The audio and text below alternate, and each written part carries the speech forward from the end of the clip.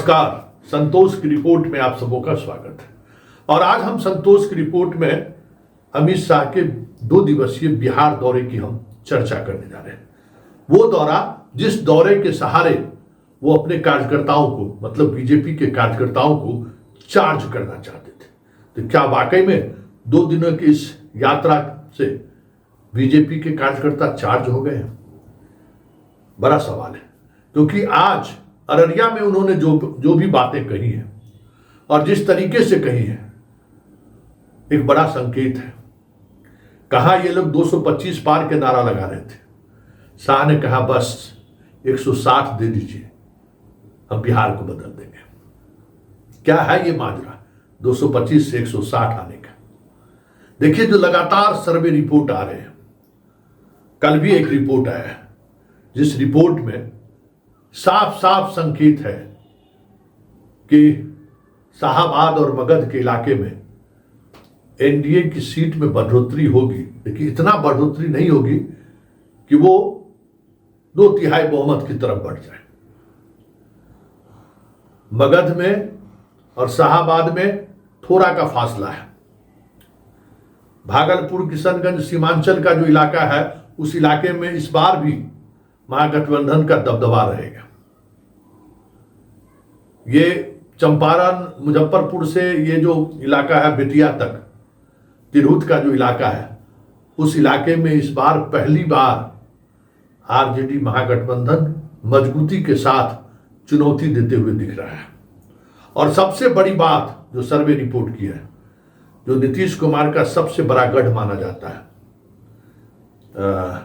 मिथिलांचल और खगड़िया का जो इलाका है, खगड़िया, मधेपुरा, सहरसा, सुपौल का जो इलाका है, दियारा का इलाका से लेकर सारे इलाके में जो दबदबा रहा है, जहां से नीतीश लॉन्ग जंप लगाते हैं बिहार की सत्ता में, उस इलाके में दशकों बाद महागठबंधन मजबूती के साथ मैदान में डटा हुआ है। ये 160 का संकेत कहीं उस तरीके के लगातार आ रहे सर्वे की वजह से तो नहीं है, क्योंकि आज जो कुछ भी अमित शाह ने कहा है वो कल के सभा से ठीक उलट था।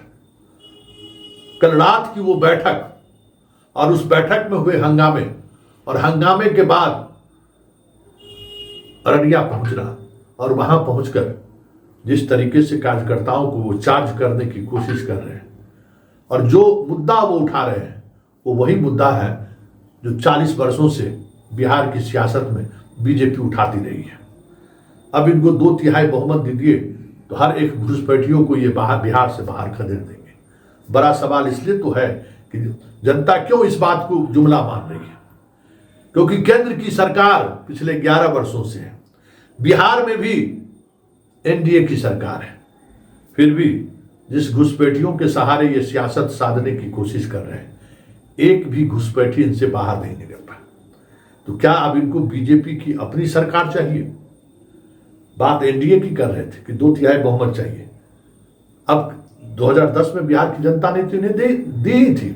उस समय अलग बात है कि मोदी और शाह नहीं थे, लेकिन बिहार की जनता ने इनको 2/3 से भी ज्यादा बहुमत दिया था। उस समय भी ये नहीं निकाल पाए। तो ये घुसपैठियों का मसला क्या है, और फिर इस मसलों के सहारे क्यों बिहार की सियासत को ये उलझाए रखना चाहता है? या फिर यही एक मुद्दा है जिस मुद्दों के सहारे बीजेपी के कार्यकर्ता चार्ज होते हैं?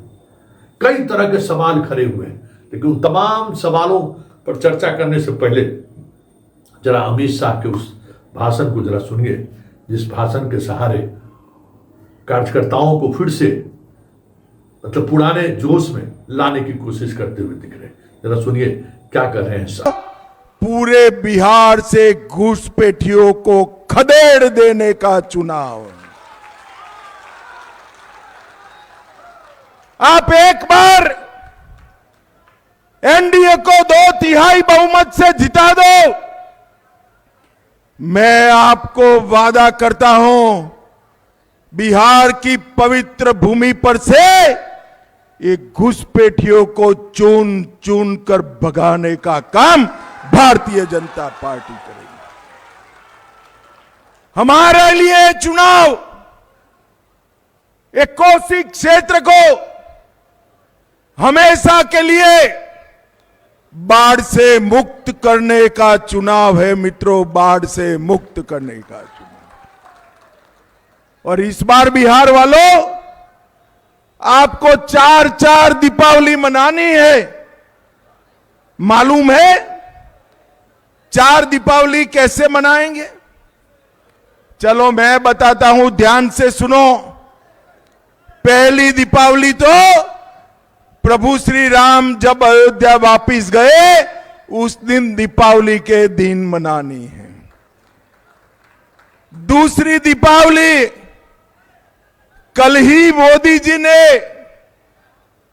हमारी जीविका दीदियों को 10-10 हजार रुपया उनके बैंक अकाउंट में डाला है, उसकी मनानी। तीसरी दीपावली मोदी जी ने जीएसटी में 395 से ज्यादा चीजों के दाम 15 से 20% कम कर दिए, जीएसटी में कमा करा। इसकी दीपावली हमें बनानी है। और चौथी दीपावली 160 से ज्यादा सीटों के साथ एनडीए भाजपा सरकार बनाकर मनानी है। मुझे बताओ कोसी सीमांचल वालों, हम सभी ये चारों दीपावली बड़े मन के साथ मनाएंगे ना? एक और काम करना है। जीविका दीदियों के पास 10,000 रुपया आया, किसानों के पास मोदी जी 6,000 हर साल भेज रहे हैं, और इस बार क्रॉप भी बम्पर क्रॉप होने वाला है। किसान के पास मां लक्ष्मी की आय होने वाली है। हम सब ने तय करना है कि इस बार दीपावली में जो कुछ भी खरीदी करेंगे वो सभी खरीदी हम स्वदेशी चीजों का उत्पाद खरीदेंगे। हम सब ने, भारत के देशवासियों ने संकल्प करना है कि हम स्वदेशी चीजों को ही अपनाएंगे, स्वदेशी चीजों का ही उपयोग करेंगे। मित्रों, बिहार में लालू एंड कंपनी को ने बिहार को लूटा, ढेर सारे घोटाले किए, और कांग्रेस ने 12 लाख करोड़ के घपले, घोटाले, भ्रष्टाचार कर देश को लूटने का काम किया। तो सुन लिया आपने। अब सवाल यह है कि भ्रष्टाचार की बात वो किस मुंह से कर रहे थे, जब मंच पर बाएं और दाएं वो सारे लोग मौजूद थे जिन पर प्रशांत किशोर ने भ्रष्टाचार का आरोप लगाया, और उस आरोप को लोग गंभीरता से लेना शुरू कर दिया है।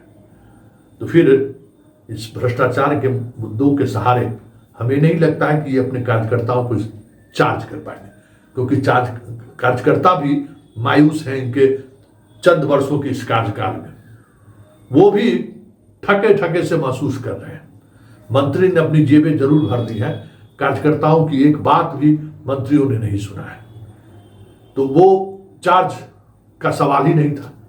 ये बात शाह समझ रहे थे, क्योंकि शाह को ये समझ कल की देर रात की बैठक में हो चुका था कि बिहार में सब कुछ ठीक ठाक नहीं है। तो फिर वही पुराने मुद्दों को वो राग अलाप रहे हैं।